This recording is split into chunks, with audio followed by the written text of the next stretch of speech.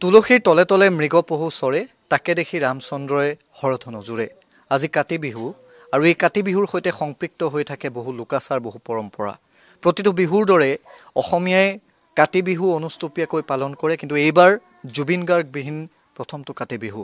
মনবোৰ সেমেকা, তাৰ মাজতো যিসমূহ লোকাচাৰ সেই লোকাচাৰসমূহ গাঁওবোৰে এৰি দিয়া নাই আৰু সেই গাঁওবোৰৰ এটা পৰিৱেশ মই দেখুৱাবলৈ লৈছোঁ। উপস্থিত আছোঁ শিৱসাগৰৰ চাৰিং অগ্নিবৰ খনিকৰ গাঁৱত আৰু তাত বিশেষকৈ আপুনি এটা দৃশ্য দেখিলে নষ্টালজিক হৈ পৰিব যে কণ কণ যিসকল শিশু কণ কণ মইনাহঁতে ইঘৰৰ পৰা সিঘৰলৈ তেওঁলোকে প্ৰাৰ্থনা কৰি তুলসীৰ তলত তেওঁলোকে প্ৰাৰ্থনা কৰি আৰু তাৰ পিছত সেই প্ৰসাদৰ টোপোলাটো লৈ চুবুৰীৰ ইটো পদূলিৰ পৰা সিটো পদূলিলৈ বাট কৰি বাইছে আৰু তাৰ পিছত প্ৰতি ঘৰৰ চোতালত এই যিটো পৰিৱেশ এই পৰিৱেশটো দেখিবলৈ পোৱা গৈছে। আৰু এই পৰিৱেশটো তেওঁলোকক শিকোৱা হৈছে যে লোকাচাৰ কি, কাতি বিহুৰ সৈতে পৰম্পৰা কি, লোকাচাৰ কি। যিধৰণে কৃষকসকলে আজি খেতি চাইগৈ, আজি ধান চাইগৈ আৰু সেই পথাৰখন চোৱাৰ পিছত সন্ধিয়া এনেধৰণে তুলসী ভেটিৰ তলত এইসকল শিশুৱে প্ৰাৰ্থনা কৰে। তেওঁলোকে গায় তুলসীৰ তলে তলে মৃগ পহু চৰে তাকে দেখি ৰামচন্দ্ৰই হৰধ নজুৰে। আৰু এই যিটো পৰিৱেশত আপুনি যিটো দৃশ্য দেখিলে নষ্টালজিক হৈ যাব, সেই দৃশ্যটোৱে হৈছে যে এই টোপোলাটো, এই প্ৰসাদৰ টোপোলাটো বা বুটকলৰ টোপোলাটো ইঘৰৰ পৰা সিঘৰলৈ লৈ আজি কণ কণ এই মইনাহঁতে প্ৰাৰ্থনা কৰি ঘূৰি ফুৰিছে আৰু সেই তাৰেই এটা পৰিৱেশ আমি দেখুৱাইছোঁ। কিন্তু কেনেধৰণে শিকোৱা হৈছে, এটা প্ৰজন্মক এই লোকাচাৰসমূহৰ সৈতে কেনেধৰণে চিনাকি কৰি দিয়া হৈছে, মই অকণমান মিলন খনিকৰ আছে আপোনাৰ ওচৰলৈ মই আহিব বিচাৰিছোঁ। এই যিটো পৰিৱেশ, কৃত্ৰিম যুগ আধুনিক যুগতো এই পৰিৱেশটো কিন্তু গাঁওবোৰে এৰি দিয়া নাই, ই এটা খুব ভাল কথা। হয় হয়, এতিয়া অসমীয়াৰ যি বিহু, এই তিনিটা বিহুৰ ভিতৰত কাতি বিহু অন্যতম বিহু। গতিকে কাতি বিহু এইবাৰ তুমি ক'বৰ দৰে যে এইবাৰ জুবিনবিহীন প্ৰথমটি কাতি বিহু, সকলোৰে বিষাদিত মন, তথাপিও বিহু আমি পালন কৰিবই লাগিব। কণ কণ আমাৰ গাঁৱৰ কণ কণ শিশুসকলক আজি চব একত্ৰিত হৈ এই সন্ধিয়া বেলিকা তুলসীৰ তলত চাকি বন্তি জ্বলাইছে আৰু ইতিমধ্যেই আমাৰ পথাৰ চোৱা নিয়ম আছে। পুৱাৰ বেলিকা গৃহস্থই পথাৰ চাই আহিছে, এইবাৰ খেতি ভাল হৈছে, খুব সুন্দৰ হৈছে আৰু আকাশবন্তি জ্বলাইছে। এই সন্ধিয়া সময়ত গৈ পেলাই পথাৰডৰাত আকাশবন্তি জ্বলাই আহিছে, আহি পেলাই কণ কণ শিশুসকল আহিছে আৰু তেখেতলোকে আমাৰ যি পৰম্পৰা তুলসী তলত চাকি বন্তি জ্বলাই গৃহস্থই আশীষ লয় বছৰটিৰ কাৰণে। আৰু কণ কণ শিশুসকলে গায় তুলসীৰ তলে তলে মৃগ পহু চৰে তাকে দেখি ৰামচন্দ্ৰই হৰধেনু ধৰে। এচৰীয়া ভাঙৰ গুৰিত দুচৰীয়া প্ৰাণী মহাদেৱে আনি থৈছে ভাং খুন্দা মাৰি, তেনেধৰণে আগতে আমি গাইছিলোঁ আৰু সেই কথাখিনি আমি ল'ৰা ছোৱালীখিনি শিকাইছোঁ আৰু তেওঁলোকে সেই তাকে গাবলৈ চেষ্টা কৰিছে, শিকিছে আৰু এইটো দেখি আমি প্ৰাণ ভৰি আমাৰ ভাল লাগিছে। আৰু গতিকে আমাৰ গাঁৱৰ সকলো ল'ৰা ছোৱালী ওলাই আহিছে, কণ কণ শিশুসকল। আৰু আপুনি কৈছে যে আমি এতিয়া নষ্টালজিক হৈ পৰিছোঁ যে এই যে প্ৰসাদৰ টোপোলাটো, বুট কল নাৰিকলৰ এই টোপোলাটো লৈ পেলাই সকলো গৈ ঘৰত দিয়েগৈ আৰু ই সঁচাকৈ আমাৰ অসমীয়াৰ যি পৰম্পৰা, এই পৰম্পৰাৰ ভিতৰতে পৰে বুলি আমি ক'ব পাৰোঁ। আমি পোনে পোনে কণমানিহঁতে যিহেতু গাব তুলসীৰ তলে তলে, আমি তাৰ মাজলৈ সোমাই যাওঁ আৰু তাৰ পিছতেই তেওঁলোকে প্ৰাৰ্থনা আৰম্ভ কৰিব।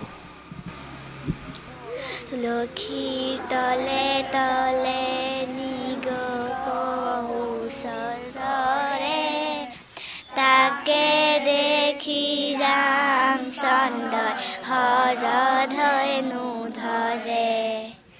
তুলসীৰ তলে তলে মৃগ পহু চৰে তাকে দেখি ৰামচন্দ্ৰই হৰধেনু ধৰে। তুলসীৰ তলে তলে মৃগ পহু চৰে তাকে দেখি ৰামচন্দ্ৰ হৰধেনু ধৰে। মই দুৰাচাৰ কেৱলে তোমাৰ অপৰাধী নাৰায়ণ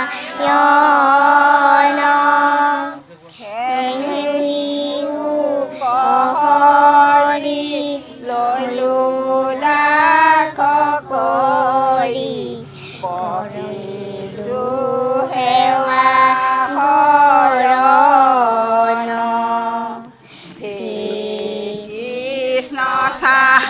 অমৃত জোপাৰে আমি কেৱলে ভজন সাজো অনুগ্ৰহ মায়াৰ দেহ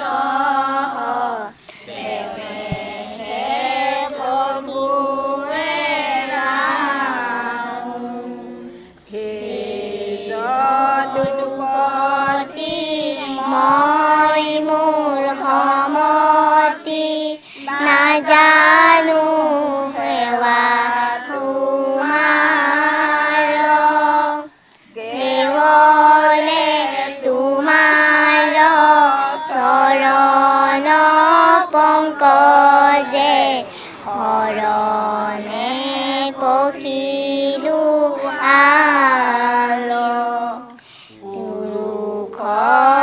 উত্তম পৰম পুৰুষ পৰম আনন্দ চাই ৰজোপা পদ্ম মকৰ নয়াখে শৰণে পখিলো আমি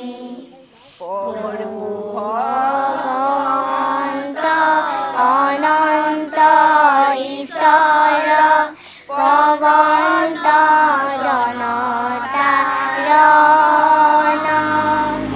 তুমি প্ৰিয়তম পৰম দেৱতা জানিয়া লৈলো শৰণ ৰাম তুমি প্ৰিয়তম পৰম দেৱতা জানিয়া লৈলো শৰণ এইসমূহে হৈছে লোকাচাৰ এয়া হৈছে পৰম্পৰা আৰু এই লোকাচাৰ এই পৰম্পৰাসমূহ গাঁওবোৰে ধৰি ৰাখিছে কণ কণ শিশুসকলক এটা প্ৰজন্মক চিনাকি কৰি দিয়া হৈছে যে কাতি বিহুৰ সৈতে কোনসমূহ লোকাচাৰ বা কোনসমূহ পৰম্পৰা জড়িত হৈ আছে আৰু প্ৰতি ঘৰ মানুহৰ চোতালত প্ৰাৰ্থনাৰে গুঞ্জৰিত হৈছে আৰু পুনৰ কৈছোঁ যে জুবিন গাৰ্গবিহীন প্ৰথমটো এয়া কাতি বিহু কিন্তু তাৰ মাজতো এইসমূহ লোকাচাৰ এইসমূহ পৰম্পৰা এইসমূহ নীতি নিয়ম ধৰি ৰাখিবলৈ চেষ্টা কৰিছে একোটা নতুন প্ৰজন্মই